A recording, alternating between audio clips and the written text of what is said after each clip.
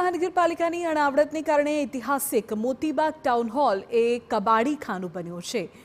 લારી ગલ્લાઓ દુકાનોનો ટાઉન હોલમાં ખડકલો જોઈ શકાય છે।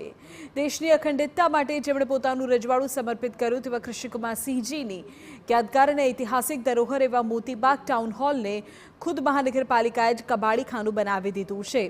ભાવનગર મનપા દ્વારા ઐતિહાસિક ધરોહરમાં બિનવારસી હાલતમાં અસંખ્ય જપ્ત કરેલા લારી ગલ્લાનો ખડકલો કરાયો છે। એક તરફ મહાનગરપાલિકા ટાઉન હોલના રિનોવેશન માટે કરોડો ખર્ચ કરે છે, બીજી તરફ ત્યાં જપ્ત કરેલા લારી ગલ્લાઓ અને દુકાનો બિનવારસી હાલતમાં મુકાય છે। આવી વ્યવસ્થાને કારણે માત્ર ઇમારત નહીં પણ તેનો સાંસ્કૃતિક અને ઐતિહાસિક વારસો પણ ધૂંધળો થઈ રહ્યો છે। એક ટાઉન હોલ અને એક મહિલા પાર્ક, આ બંને મહારાજા સાહેબે બહુ સારા ઉદ્દેશ્ય આપેલા, પણ બંનેને કબાડી ખાનું બનાવી કોંગ્રેસ પક્ષે અનેકવાર રજૂઆત કરવા છતાં પણ આજે પરિસ્થિતિ એવી છે કે આ લોકો નકટા છે, એને કશી ખબર નથી પડતી।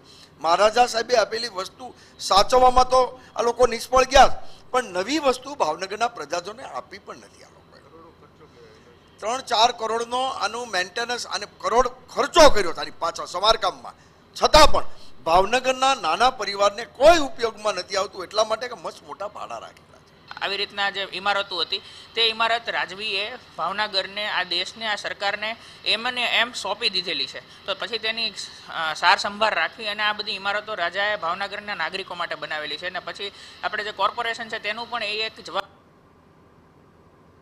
આ બાબતે જ્યારે મનપાના સ્ટેન્ડિંગ કમિટીના ચેરમેનને પૂછાતા તેમણે જણાવ્યું કે મનપા પાસે વૈકલ્પિક વ્યવસ્થાનો અભાવ છે, તેના કારણે ટાઉન હોલમાં સામાન મૂકવામાં આવ્યો છે। ટૂંક સમયમાં અન્ય જગ્યા પર આ સામાન મૂકી દેવામાં આવશે। શહેરની ઐતિહાસિક વિરાસતની યોગ્ય જાળવણી અને માવજતના અભાવે બિનવારસી જેવી ત્યાં સ્થિતિ થઈ ગઈ હોવાનું લોકોને લાગે છે। સમાન આ હોલ છે, મેં તંત્રને 2-3 વાર સૂચનાઓ પણ આપી છે। આ સામાન તાત્કાલિક ધોરણે દૂર કરવા માટેના અમારા પ્રયત્ન પણ રહ્યા છે, પરંતુ આ સામાન જ્યાં ત્યાં મૂકી શકીએ એમ નથી, કેમ કે આ કોઈની માલિકીનો સામાન હોય ગમે ત્યારે કલમ મુજબ પાછો પણ આપવો પડતો હોય, એટલે કબજા દિવાલ સાથેની બાઉન્ડ્રીવાળો પ્લોટની અમે તાત્કાલિક વ્યવસ્થા કરી।